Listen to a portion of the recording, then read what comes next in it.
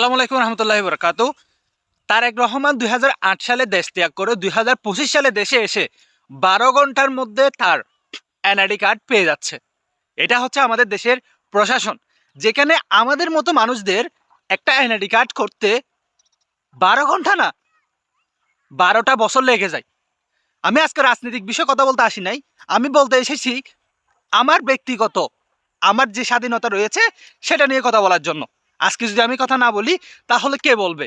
আমার নিজের দায়িত্ব আমাকে গুছিয়ে নিতে হবে, তাই কথা বলতেছি। আজকে তারেক রহমান না, আজকে যদি কোনো ভিআইপি লোক, কোনো রাজনৈতিক দলের প্রধান যদি আসতো তাহলে তার জন্য 12 ঘন্টার মধ্যে এনআইডি কার্ড করে দেওয়া হবে। কিন্তু আমার জন্য কেন হচ্ছে না? আমার ভোটেই তো তারা রাজনীতিবিদরা বড় বড় নেতা হচ্ছে, তারা দেশের প্রধান হচ্ছে, তাহলে কেন আমারটা হচ্ছে না? কেন আপনারটা হচ্ছে না?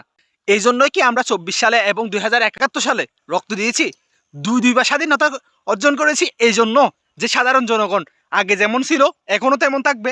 বড় বড় রাজনীতিবিদ আছে, শুধু তারাই অপরচুনিটিগুলো পাবে। কেন? কেন এগুলো হচ্ছে? তার মধ্যে আমরা সবচাইতে বড় জিনিস ভুলে যাচ্ছি, আমরা আমাদের প্রাণপ্রিয় হাদি ভাইকে হারিয়ে ফেলেছি। এসব কিছু দামাচাপা দেওয়ার জন্য অনেক সোশ্যাল মিডিয়া অনেকভাবে কাজ করে যাচ্ছে, কেউ কোনো কথা বলতেছে না। মনে রাখতে হবে, তারেক রহমানের জন্য যদি 12 ঘন্টার মধ্যে এনআইডি কার্ড করা হয় তাহলে আমাদের জন্য কেন হচ্ছে না?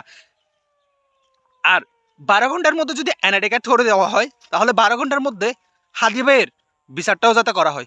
সো ধন্যবাদ, ভিডিওটি শেয়ার করে দিবেন যাতে অন্যরাও এরকম প্রতিবাদ করতে পারে। আর আপনার মন্তব্য আপনি অবশ্যই কমেন্টে জানাবেন।